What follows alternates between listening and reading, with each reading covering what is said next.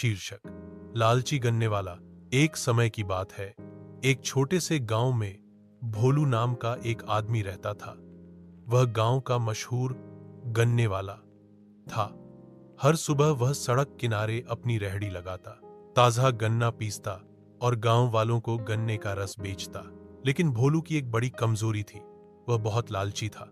वह रस में पानी मिला देता, बचे हुए गन्ने को फिर से पीसता और बच्चों को आधा गिलास देकर पूरे पैसे लेता।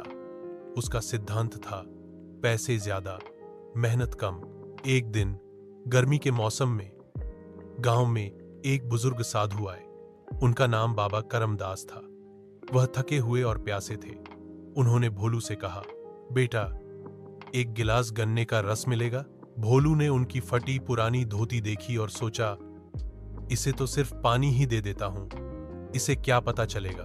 उसने पुराने बचा खुचा रस में पानी मिलाया और बाबा को दे दिया। बाबा ने एक घूंट पिया और कहा, बेटा, ये तो रस जैसा लग नहीं रहा, इसमें तो पानी ज्यादा है। भोलू हंसते हुए बोला, बाबा, यही सबको पसंद है। बाबा मुस्कुराए और बोले, ठीक है, कल मैं तुम्हें एक जादुई गन्ना दूंगा, लेकिन शर्त है उससे रस ईमानदारी से बेचना। भोलू को जादुई शब्द सुनकर लालच आ गया और उसने फौरन हां कर दी। अगली सुबह बाबा आए और उसे एक चमकदार सुनहरा गन्ना दिया। ऐसा गन्ना भोलू ने कभी नहीं देखा था। बाबा बोले, इसे एक बार पीसना और ईमानदारी से बेचना, इससे तुम्हारा भला होगा। भोलू ने जैसे ही गन्ना पीसा, वो देखकर दंग रह गया। रस बहुत मीठा था और कभी खत्म ही नहीं हो रहा था। 1 गिलास, 2 गिलास, 100 गिलास, गन्ने में से लगातार रस निकलता जा रहा था। गांव के लोग भी हैरान हो गए। भोलू ने उस दिन जितना कमाया उतना उसने महीने में नहीं कमाया था, लेकिन फिर से उसकी लालच जाग उठी। उसने सोचा, अगर इसमें पानी मिला दूं तो 2 गुना बेच सकूंगा। जैसे ही उसने पानी मिलाया, गन्ना सूखा और काला हो गया और रस कड़वा।